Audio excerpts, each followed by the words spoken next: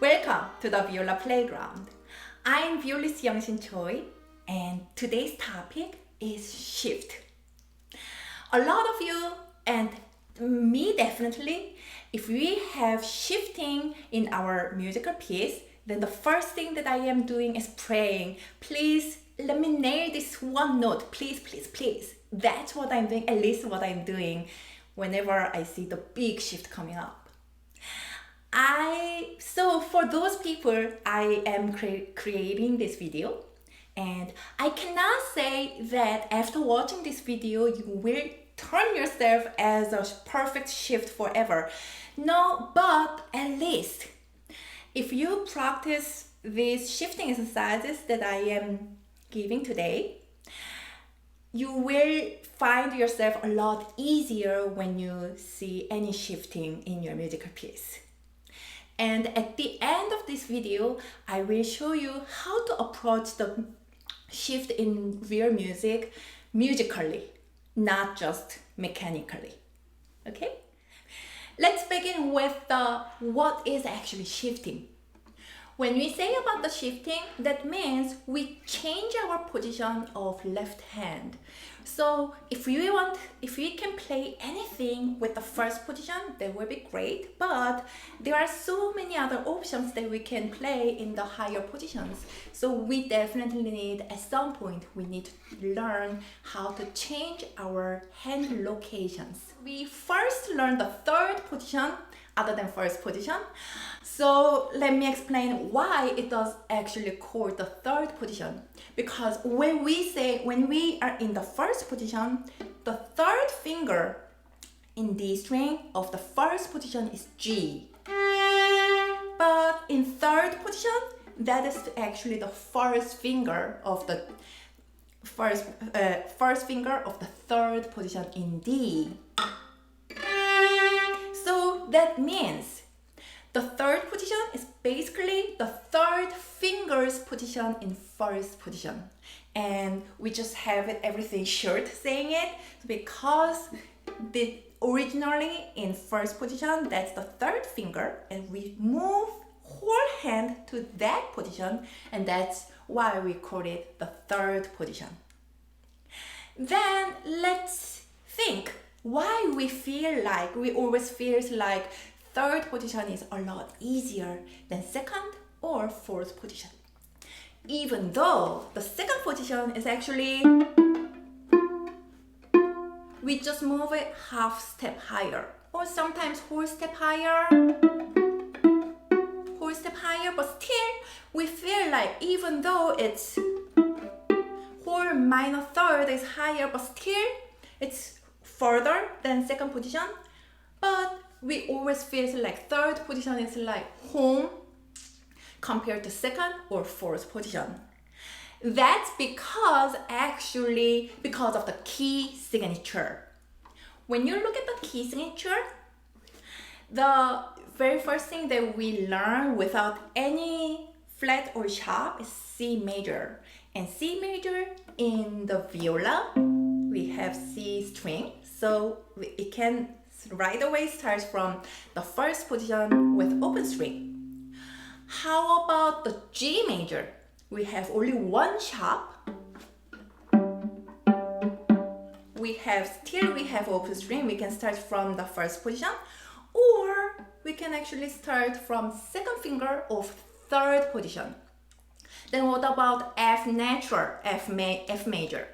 It has only one flat, and it starts right away third finger on first position. That means first finger of the third position, and it has only one flat, so it's compared to like 3 flats, 3 sharps, 4 sharps, 4 flats, it's a lot easier, right? So it feels like because we in the beginning of learning the instrument, we learn C major, so no sharp or no flat, 1 or 2 sharps and flats. Until that point, we kind of learn all in the beginners. So because of that, we are learning the third position first. Then what about 3 flats or 4 sharps, like when we say about the E major,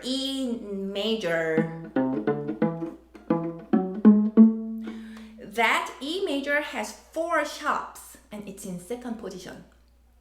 And how about E flat major? It has 3 flats and still it's in second position. So compared to third position, only 1 or 2 flats or sharps, the second position, it has a lot of flats and sharps, and because of that, we learn it pretty late compared to the third position. So that means the second position is not physically more difficult. It's actually concept of the key is more difficult in second position. That's why our mindset says all the time, third position is always easier, so let's go to the third position. So for that mindset, changing that mindset, I have a great shifting exercise. Let me show you.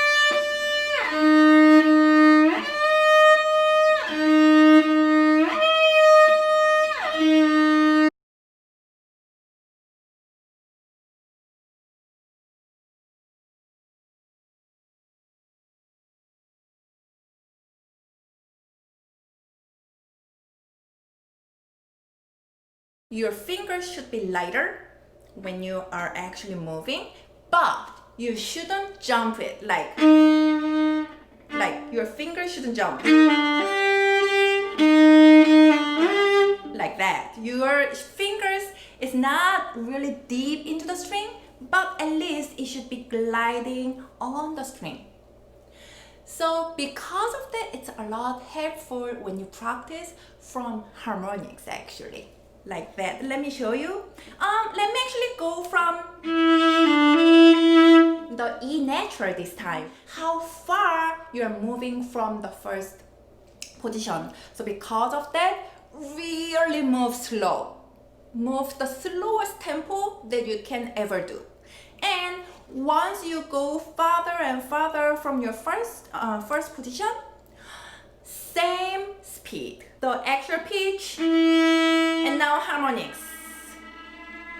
And stop where you're supposed to be stopped for half step, F natural.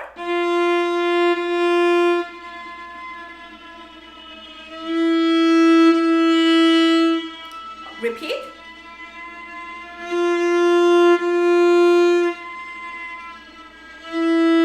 And now whole step.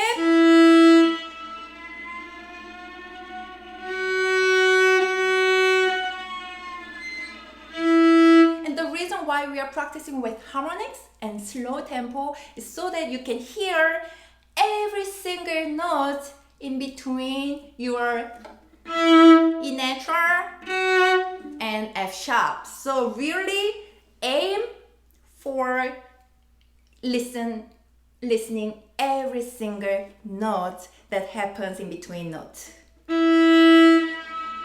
Repeat F sharp.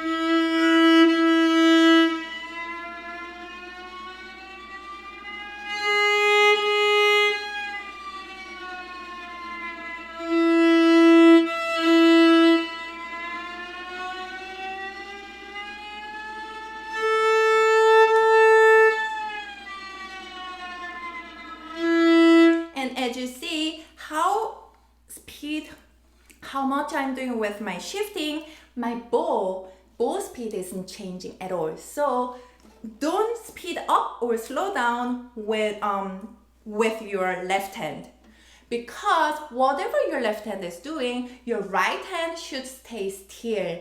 Otherwise, it will gonna affect your shifting sound. Let me skip to the tritone actually, and from now on, I'm gonna do just once for demonstration, okay?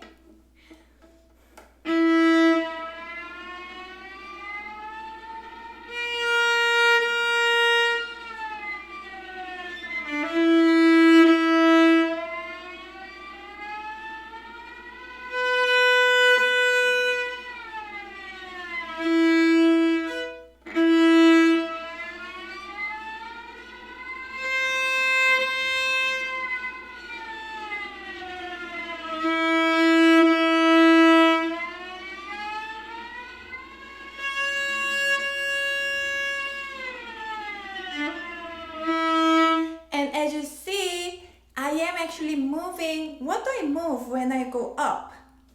My elbow, right?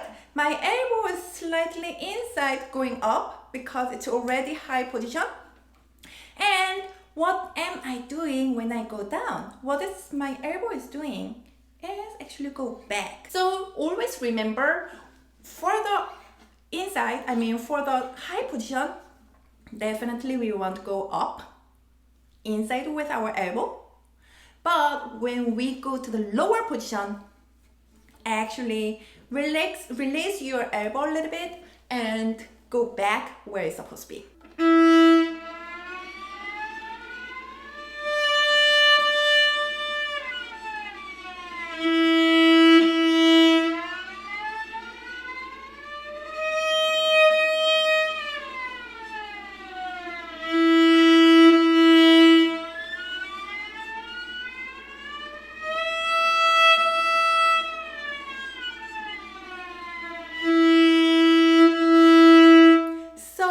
That's how you practice with harmonics, so that your fingers are not really digging deep into the string, but it's gliding on the strings.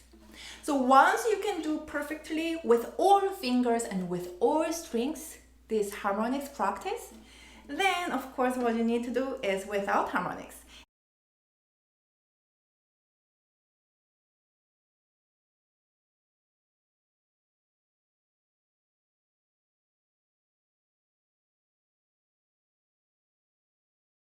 Is down, and then for the going up,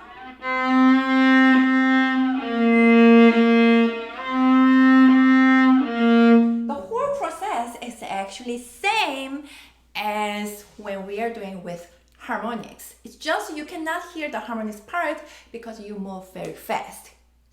Then what are we doing with our bow? Does the bow speed change with the fast shifting?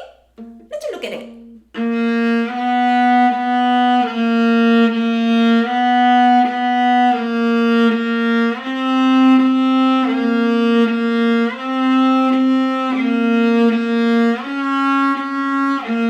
So whatever the shifting is doing, my bow doesn't change at all. Some of my students at least, they ask sometimes, especially with this exercise, when they are practicing, teachers, I have no idea where actually I'm going. I thought I am playing like minor third, and then suddenly I go different pitches. So the one way you practice with is, before you memorize each pitch and each intervals, is practice with the piano, because piano is the keys of the piano is blocked, and we definitely know what pitches are there. So practice with piano, just play each interval first and then do with the instrument. That is one way to practice it. The next step is actually sing first. That means once you totally know how far is, so for example, from this is B flat. From B flat, the minor third is the D flat. If you right away know, then you sing like ba da, that's minor third, and now I'm playing. Believe or not, if you can sing right pitches, you can play right pitches. If your pitches in singing is not correct, it's too high or too low, then usually your intonation in the viola, same, too high or too low. So that means practice with singing, that we're gonna help a lot. And always sing first, and with the memorization, and then practice it. And even later then, even though you are not singing vocally, you are not singing aloud, but still in your head, think ahead or sing ahead in your head. Now this time I am playing D natural, ba-da, thinking. And when you play actual playing time, compare with your thought whether it was correct, too high or too low. Then you have always second step, you always have second choice that you can adjust it. Because if you leave your thumb behind, that means you are moving only your fingers going up, up, up, up, and your hand is staying in lower position, and that's definitely not good for correct intonation and also for your health of your hand. Let me give you last physical tip for easy shifting. If you are pressing too much with your head, it's very difficult to move higher position. So because of that, always when you go up, higher, not higher, but at least lighter with your head. And when you go down, when you are putting still lighter with your head, then you don't have any secureness when you go back. So your instrument might fall like that. So because of that, going up and going down. Of course, when you actually play it, you definitely don't do that.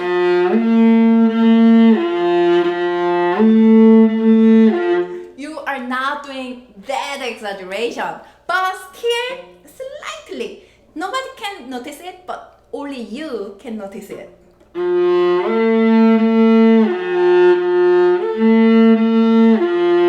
That's just the final tip physical tip of light shifting.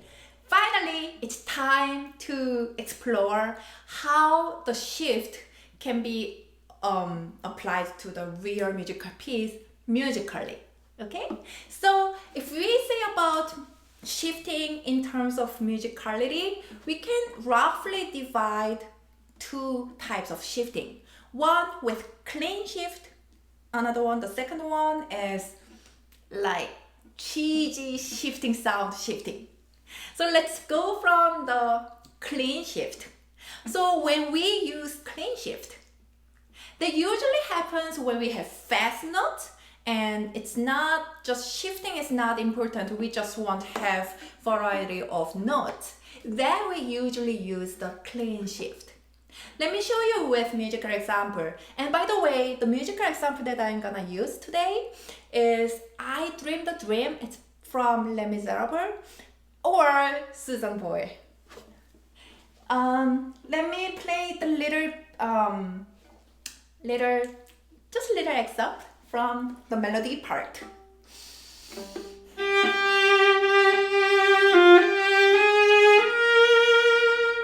how do we do that clean shift? Of course, we first need to move very fast so that we are not spending time on moving from G to A flat. The second thing is actually that's the determinant, and that we are leading the shifting is led by first finger, not the second finger, because it ends with the second finger, but the shifting itself should lead, the first finger should lead the whole shift. Then usually you don't get shifting sound. When you are doing that, be careful that your first finger is not too close, like not they are put together, because then it is very difficult to vibrate. So have it apart, like whole step apart. So that means your first finger's location on the third position is not G natural, it's actually G flat. Then what about when we want to have the real like cheesy sound, like shifting sound? Let me actually play the viola part. By the way, the example, the musical examples that I'm using is actually 4-part writing. It's the 4-string quartet. So it has viola part, and the viola part in the middle of that, it sounds like.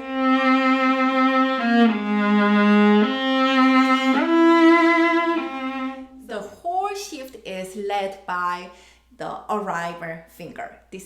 At this point, it's third finger. But we have already third finger before, so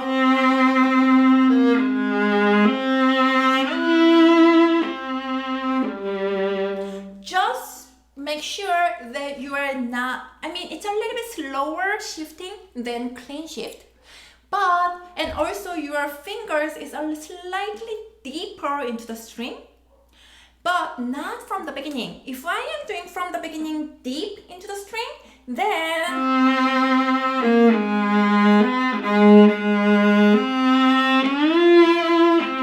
there will be too much, right? So at the beginning of shifting, it's light. So it's almost your harmonics. But in the middle of that, basically you are like skiing. When you drive a ski, then like it goes high, and with the slot you are going deep. Now from deep like that, right? So doing that,